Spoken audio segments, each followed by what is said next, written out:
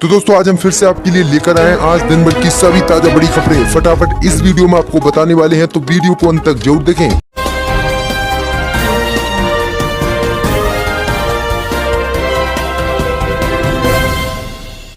इसी बीच बढ़ते दोस्तों अगली बड़ी खबर की ओर। तो भारत में कोरोना मरीजों के पिछले 24 घंटे में 5,611 नए मामले आए सामने, लेकिन देश में रिकवरी की दर 40% के करीब पहुंची। बड़ी खबर की ओर। तो प्रधानमंत्री मोदी को नेपाल से बड़ा झटका। सीमा विवाद पर नेपाल के प्रधानमंत्री केपी ओली ने दी आज भारत को धमकी। बोले किसी भी कीमत पर हासिल करके रहेंगे अपनी जमीन। जी दोस्तों आपको बता दें कि नेपाल के तेवर अब लगातार कालापाना, लिम्पियाधुरा, लिपुलेख इलाके पर उग्र होते जा रहे हैं। अब नेपाल के प्रधानमंत्री केपी ओली ने आज भारत को धमकी देते हुए कहा कि वह किसी भी कीमत पर कालापानी, लिम्पियाधुरा, लिपुलेख इलाके की जमीन किसी भी कीमत पर वापस अपने देश में लेकर रहेंगे। ये इलाका नेपाल और भारत तिब्बत का ट्रांजैक्शन है।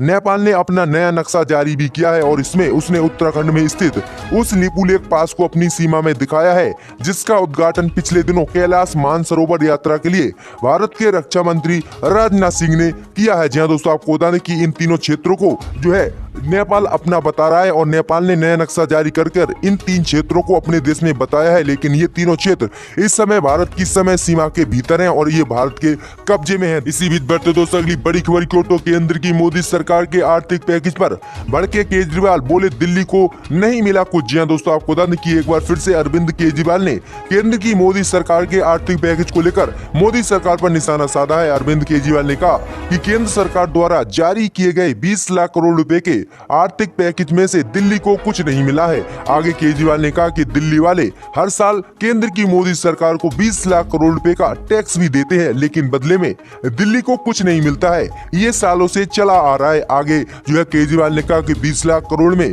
केंद्र ने ज्यादा तवज्जो लोन पर दी है। अगर कोई इंडस्ट्रीज वाला लोन लेता है तो उसे बगैर गारंटी के लोन मिल जाएगा। सीएम केजरीवाल ने कहा कि लेकिन इस समय जरूरत लोन की नहीं, लॉकडाउन में आर्थिक तंगी झेल रहे आम व्यक्ति की मदद करने की है, जो केंद्र सरकार के 20 लाख करोड़ के राहत पैकेज में कहीं पर भी नजर नहीं आई। आगे केजरीवाल ने कहा कि आम आदमी को मदद पहुंचाना इस समय सबसे बड़ी जरूरत थी, लेकिन मोदी सरकार ने आम व्यक्ति की मदद न करते हुए सिर्फ लोन देने पर जोर दिया है अपने आर्थिक पैकेज में। आगे मुख्यमंत्री अरविंद केजरीवाल ने कहा कि केंद्र सरकार को चाहिए था कि राज्य के हाथ में सीधा पैसा दे, जिससे कि राज्य अपने यहाँ स्थिति नियंत्रण में कर पाए और आम व्यक्ति की मदद कर पाए पैसे से। तो ये काफी बड़ा हमला बोला है अरविंद केजरीवाल ने जो है केंद्र की मोदी सरकार के 20 लाख करोड़ के राहत पैकेज पर। इसी बीच बढ़ते दोस्तों अगली बड़ी खबर की ओर। तो नेपाल के बाद अब लद्दाख के गैलबन घाटी में भारत और चीन की सेना के बीच तनाव। जी दोस्तों आपको बता दें काफी बड़ी खबर सामने निकल कर आ रही कि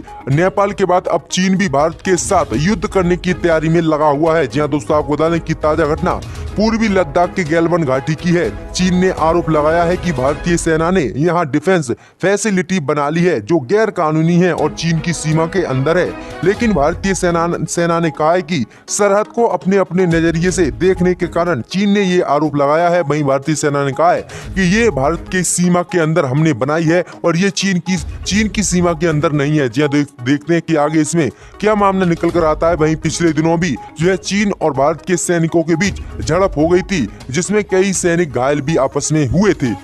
इसी बीच बढ़ते दोस्तों अगली बड़ी खबर की ओर। तो उत्तर प्रदेश के आगरा में मुस्लिम समाज ने ईद की नमाज ईदगाह और जामा मस्जिद में पढ़ने की योगी सरकार से की है मांग। वहीं मीट की दुकानें ईद पर भी खोलने की है मांग। जहां दोस्तों आपको बता दें कि आगरा में ईद और जुमा अलविदा को लेकर सर्टिफिकेट हाउस में एक बहुत बड़ी बैठक हुई है, जिसमें योगी सरकार के कई जिला अधिकारी भी शामिल हुए हैं। वहीं आपको बता दें कि उन जिला अधिकारियों को मुस्लिम समाज के हाजी जलीलुद्दीन कुरैशी ने ईद की नमाज ईदगाह और जामा मस्जिद में पढ़ने की मांग की है। वहीं उन्होंने कहा कि ईद पर सभी मीट की दुकानें खोली जाएं। जी हाँ दोस्तों आपको बता दें आगे उन्होंने कहा कि मुस्लिम बस्तियों को ईद के दौरान सैनिटाइज भी कराया जाए, जिससे कि महामारी न फैले। वहीं आपको बता दें ये काफी बड़ी मांग जो है उत्तर प्रदेश के आगरा के मुस्लिम समुदाय की तरफ से की गई है। अब देखते हैं कि योगी सरकार जो है ईद की नमाज पढ़ने की आगरा में इजाजत देती है या नहीं। इसी बीच बढ़ते दोस्तों अगली बड़ी खबर को। तो अब उत्तर प्रदेश में बसों पर गरमाई राजनीति। मायावती ने ट्वीट कर मोदी सरकार और योगी और प्रियंका गांधी पर साधा निशाना। जी हाँ दोस्तों आपको बता दें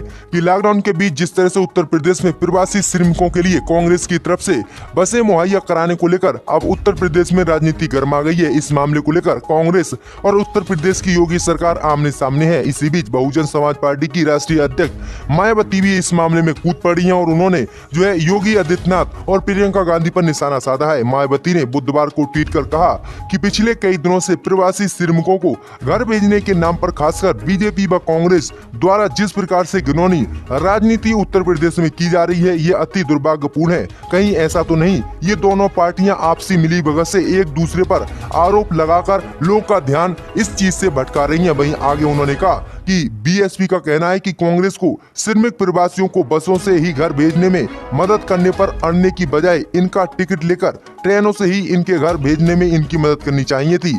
आगे उन्होंने कहा कि जबकि इन्हीं सब बातों को खास ध्यान में रखकर ही बीएसपी के लोगों ने अपने समर्थक के हिसाब से प्रचार व प्रसार के चक्कर में न पड़कर बल्कि पूरे देश में इनकी हर स्तर पर काफी मदद की है। वहीं आगे उन्होंने कहा कि ये दोनों पार्टियां आपस में मिलकर जो है प्रवासी मजदूरों का ध्यान भटका रही हैं और ये दोनों पार्टियां ऐसे ही कर किसी भी प्रवासी मजदूर को कहीं पर भी नहीं भेजेंगी। तो ये काफी बड़ा बयान दिया है और उन्होंने आरोप लगाया है कांग्रेस और बीजेपी पर। इसी बीच बढ़ते दोस्तों अगली बड़ी खबर की ओर तो फैजल सिद्दीकी का टिकटॉक अकाउंट भारत में बैन एसिड अटैक पर बनाया था वीडियो। जहां दोस्तों आपको बता दें कि टिकटॉक के स्टार फैजल सिद्दीक के अकाउंट को इंडिया में आज बैन कर दिया गया है। उन्होंने एक वीडियो में एसिड अटैक का महिमा मंडन किया था, जिसके बाद वह लोग के निशाने पर आ गए और उनके अकाउंट को इंडिया में टिकटॉक ने बैन कर दिया है। ये बैन बहु समुदाय के दिशा निर्देशों के उल्लंघन के कारण लगाया गया है। वीडियो शेयरिंग एप्लीकेशन पर फैजल सिद्दीक के 13 लाख से ज्यादा फॉलोवर हैं। उन्होंने एक क्लिप पोस्ट किया था जिसमें उन्हें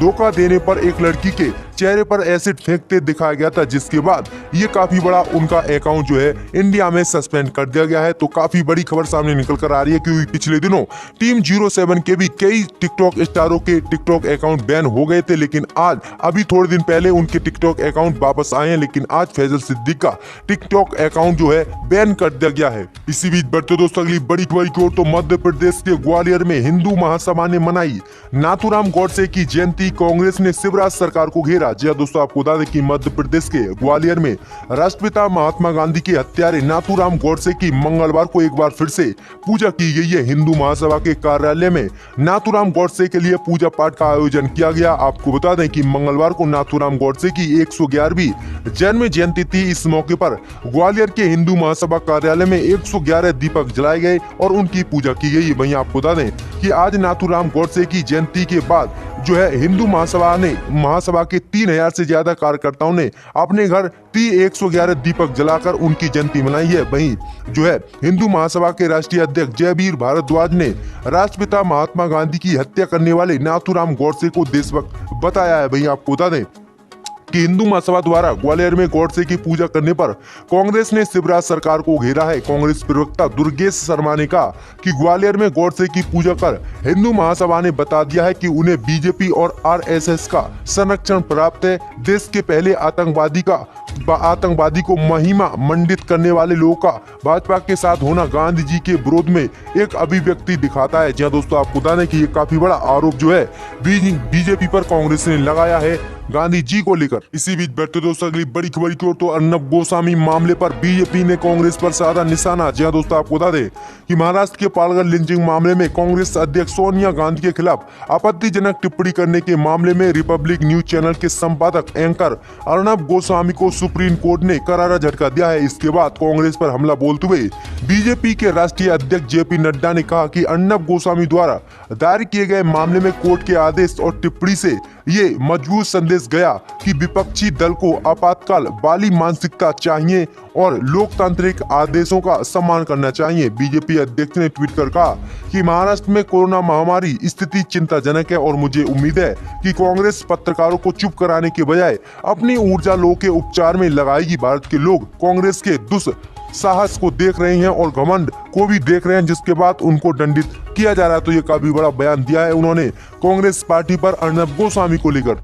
इसी बीच बढ़ते दोस्तों अगली बड़ी खबर की ओर तो झारखंड में बड़ी कीमतों के साथ आज से खुलेंगी शराब की दुकानें। 9 शहरों में होगी होम डिलीवरी। जी दोस्तों आपको बता दें कि लॉकडाउन के चौथे चरण में झारखंड सरकार ने लोगों को कई राहतें दी है। वहीं झारखंड सरकार ने राज्य में बुधवार से शराब की दुकानों को भी खोलने का फैसला किया है। लेकिन साथ ही आपको बता दें कि शराब की कीमतें झारखंड में बढ़ा दी गई है। झारखंड में शराब की कीमतों में 25% तक बढ़ोतरी की गई है। साथ ही शराब पर 10% विशेष कर भी लगाया गया है। वहीं वाणिज्य विभाग ने वैट की दर में भी 50 से 75% का इजाफा किया है। साथ ही आपको बता दें कि शराब की दुकानें राज्य में सुबह 7 बजे से शाम 7 बजे तक खोली जाएंगी। वहीं आपको बता दें कि काउंटर पर जो है एक व्यक्ति ही शराब ले सकेगा।